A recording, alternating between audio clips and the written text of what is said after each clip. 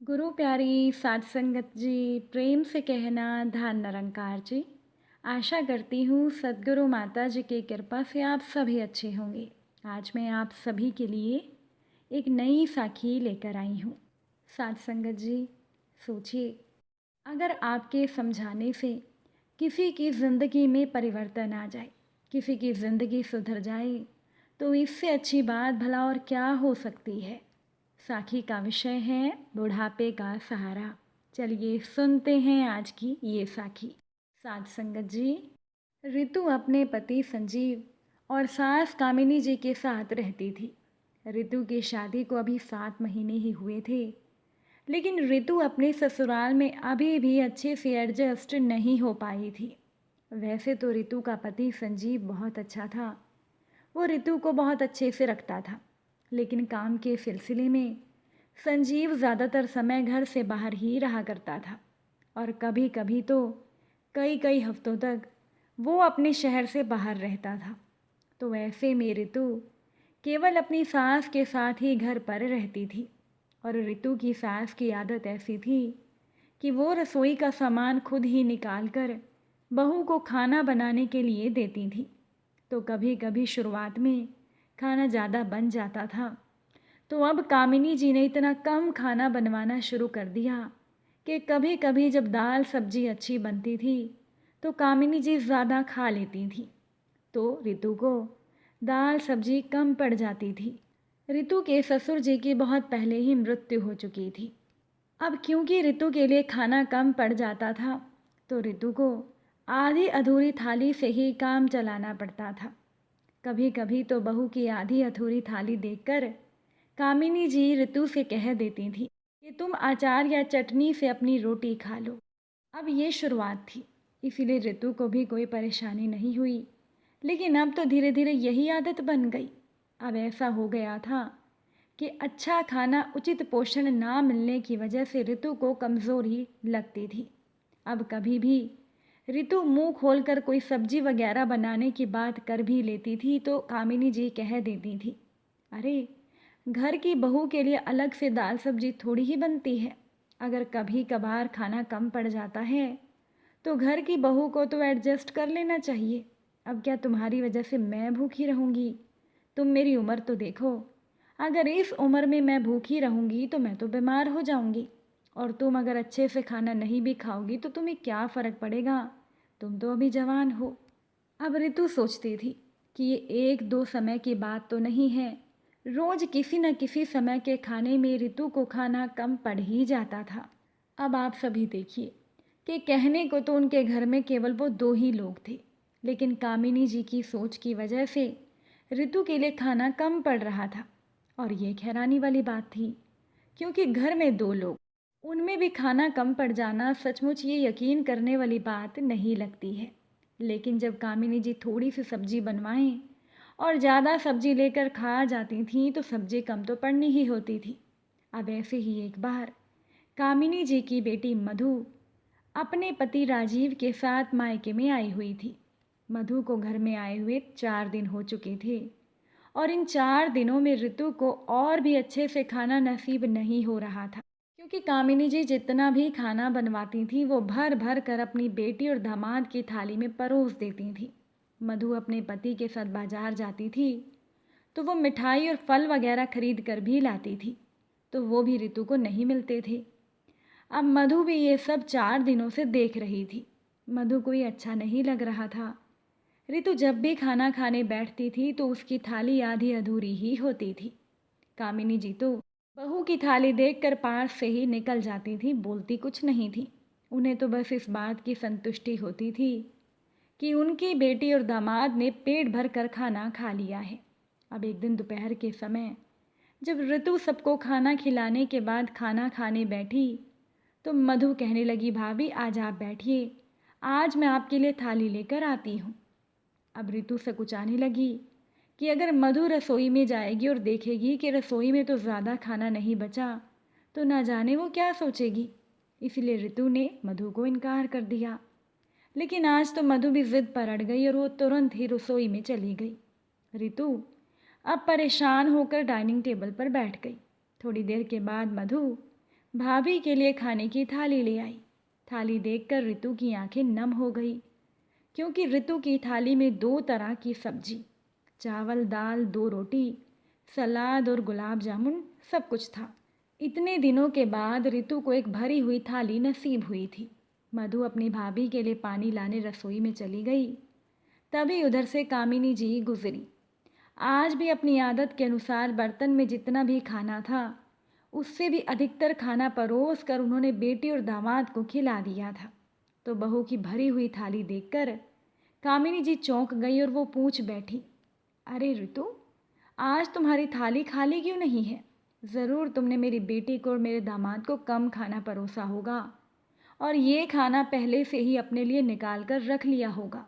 और तुम्हारी थाली में ये गुलाब जामुन कैसे हैं? क्या तुमने अपने घर में चोरी भी शुरू कर दी? सास के ताने सुनकर ऋतु का मन भारी होने लगा। एक तो वो बेचारी वैसे ही हमेशा आधी अधूरी थाली खाती थी, लेकिन आज जब उसके सामने भरी हुई थाली थी तो उसकी सास को ये बात सहन नहीं हो रही थी। तभी रसोई से कामिनी जी की बेटी मधु बाहर आई और अपनी भाभी के पास एक कटोरी रायता रखते हुए बोली, अरे भाभी, ये रायता तो मैं रसोई में ही भूल आई थी। आप आराम से खाना खाओ। और माँ, आप भाभी के साथ ही किस तरह से बात कर रही हो? भाभी को अपने ही घर में भरपेट खाना लेकर खाने के लिए चोरी करने की क्या ज़रूरत है?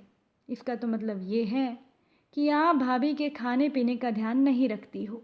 मैं तो पिछले 4 दिनों से देख रही हूँ कि भाभी का खाना हमेशा ही कम पड़ जाता है। फल मिठाइयाँ तो दूर की बात है, इनकी थाली में तो दाल चावल और सब्जी भी भरपूर मात्रा में नहीं होती। तो ऐसे में तो हमारी भाभी कमज़ोर हो जाएगी। मैं वैसे भी देख रही हूँ कि 7 महीने में ही इनका चेहरा कितना मुरझा गया है। क्या आप इनके घर से इन्हें इसीलिए पसंद करके लाई थी? हम जब लड़की देखने के लिए किसी के घर में जाते हैं तो हम ये सोचते हैं कि हम एक सुंदर, स्वस्थ और खुश मिजाज लड़की को अपने घर की बहू बनाएंगे। लेकिन अगर अपने घर में आने के बाद उस लड़की का चेहरा उतरा उतरा सा रहे, तो फिर उसका ध्यान रखने की जिम्मेदारी सोचिए किसकी है, और किसकी गलती की वजह से लड़की के चेहरे का रंग उड़ गया है। ये भी सोचने वाली बात है ना। अगर ससुराल में बहू से कोई गलती हो जाती है तो तुरंत उसके मायके वालों पर उंगली उठा दी जाती है कि क्या तुम्हारे मायके वालों ने तुम्हें कुछ नहीं सिखाया। लेकिन अगर वही शादी के बाद घर की बहू के स्वास्थ्य खराब होने लगे, तो क्या दुनिया वालों को उंगलियां ससुराल वालों पर नहीं उठानी चाहिए कि तुम लोग अपने घर की बहू का ध्यान क्यों नहीं रखते? बेटी के इस सवाल का कामिनी जी के पास कोई जवाब नहीं था। लेकिन ये सुनने के बाद ऋतु की आंखों से तो आंसू बहने लगे। मधु ने अपनी भाभी के आंसू पोंछते हुए कहा, भाभी, मैं आपकी तकलीफ़ को अच्छे से समझ सकती हूँ, क्योंकि मेरे ससुराल में भी शुरुआत में मुझे इन्हीं सभी का सामना करना पड़ा था। लेकिन मैंने तो हिम्मत की और ख़ुद के लिए आवाज़ उठाई। शुरुआत में मेरे लिए भी खाना कम रह जाता था। पहले तो मैं शर्म लिहाज की वजह से कुछ बोल भी नहीं पाती थी, लेकिन अब मैं अपना खाना खुद ही पहले से अलग निकाल कर रख देती हूँ। और यहाँ मायके में आने के बाद मैं देख रही थी कि मेरी भाभी को मेरी ही तरह खाना कम पड़ रहा है। ऊपर से फल और मिठाई, ये तो आपको नसीब ही नहीं हो रही थी।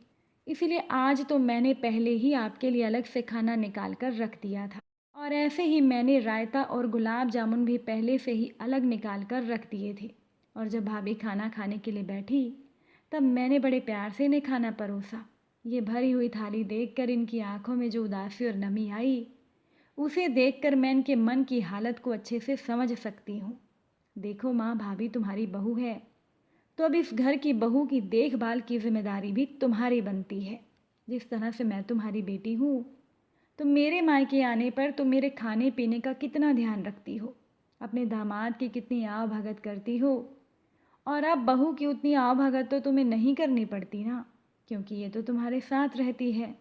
उल्टा माँ आगे चलकर बहू ही तुम्हारी सेवा करेगी। इसलिए तुम्हें तो अपनी बहू के खाने पीने का ध्यान ज़रूर रखना चाहिए, क्योंकि माँ समय हमेशा एक जैसा तो नहीं रहता। आज जो सास है वह सोचती है कि मैं बहू के खाने पीने का ध्यान क्यों रखूं। मैं तो सास हूँ और वह उसकी परवाह नहीं करती है। लेकिन जब वही सास बूढ़ी हो जाती है, तो फिर वही सास उम्मीद करती है कि उनकी बहू उनके खाने पीने का ध्यान रखे, उनकी सेवा करे, देखभाल करे। और यहाँ तक कि उनकी गंदगी भी साफ़ करे। तो फिर माँ जब सास के हाथ पैर चलते रहते हैं तो वो अपनी बहू के बारे में क्यों नहीं सोच सकती। ये रिश्ता बराबरी का भी तो हो सकता है ना माँ, कि आज सास अपनी बहू का ध्यान रखे तो कल को बहू भी अपनी सास का ध्यान रखेगी। इसी तरह से माँ, रिश्तों में प्यार बढ़ेगा, आपसी समझदारी बढ़ेगी, एक दूसरे के प्रति परवाह की भावना आएगी, तो कभी भी एक दूसरे का ध्यान रखना किसी को भी बोझ नहीं लगेगा। इतना कहकर मधु तो खामोश हो गई। तो कामिनी जी को भी अपनी गलती समझ में आ गई। उन्होंने धीरे से कहा, रितु बहू मुझे माफ़ कर देना, मैं सोचती थी कि घर की बहू आधा पेट खाना खाकर भी काम कर ही सकती है, क्योंकि वो जवान है तो बहू को ज़्यादा थकान नहीं होती होगी। लेकिन ये बात तो बिल्कुल सच है कि भरपूर पोषण की ज़रूरत तो सभी को होती है, चाहे वो बच्चा हो, जवान हो या बूढ़ा हो। मगर शुरुआत से ही हम सभी की सोच ऐसी बन गई है कि घर की बहू कम खाकर भी जी सकती है और बच्चों को, बुजुर्गों को और मर्दों को इन्हीं को ही ज़्यादा पोषण की ज़रूरत होती है। मेरी भी सोच कुछ ऐसी ही थी।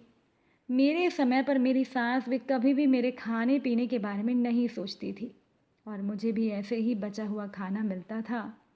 और जब मैं सास बनी तो मैंने सोचा कि अब मैं सबसे पहले खाना खाऊंगी। तो मुझे तो तुम सब कुछ भर भर कर खाना परोस देती थी, लेकिन जब तुम्हारे लिए खाना कम पड़ जाता था तब मैं उस बात पर ध्यान नहीं देती थी और मैं सोचती थी कि बहुओं का खाना पीना तो यूं ही चलता रहता है। लेकिन ये बात भी बिल्कुल सही है कि सही समय पर उचित पोषण ना मिलने की वजह से इंसान को कई बीमारियां लग सकती हैं, जैसे कि आज मुझे गठिया की बीमारी है। और यह बात भी बिल्कुल सच है कि कल को अगर मैंने बिस्तर पकड़ लिया तो तुम ही मेरी सेवा करोगी और तुम ही मेरे खाने पीने का ध्यान रखोगी। लेकिन फिर भी मैं अपने बुढ़ापे के सहारे को मजबूत नहीं बना रही थी, बल्कि मैं तो उसे और कमज़ोर कर रही थी। अगर हम किसी से उम्मीद करते हैं कि वो कल को हमारा सहारा बने, तो हमें आज उसे मजबूत बनाने की कोशिश ज़रूर करनी चाहिए। इतना कहकर कामिनी जी खामोश हो गई तो रितु की आंखें में खुशी के आंसू आ गए। रितु कहने लगी, माँ जी कोई बात नहीं, आज मधु दीदी ने मेरे लिए जो किया है उसे मैं ज़िंदगी भर नहीं भुला पाऊंगी। आज कम से कम दीदी की बातों से आपकी सोच तो बदली। इतना कहते कहते रितु का गला भारी होने लगा तो मधु ने भाभी को गले लगाते हुए कहा, अब आप चुप हो जाइए, खाना खाइए, क्योंकि केवल संतुलित भोजन लेना ही काफ़ी नहीं होता, खाना समय से खाना चाहिए। अब मधु की बात सुनकर वो तीनों ही मुस्कुरा उठीं और रितु खुशी खुशी खाना खाने लगी।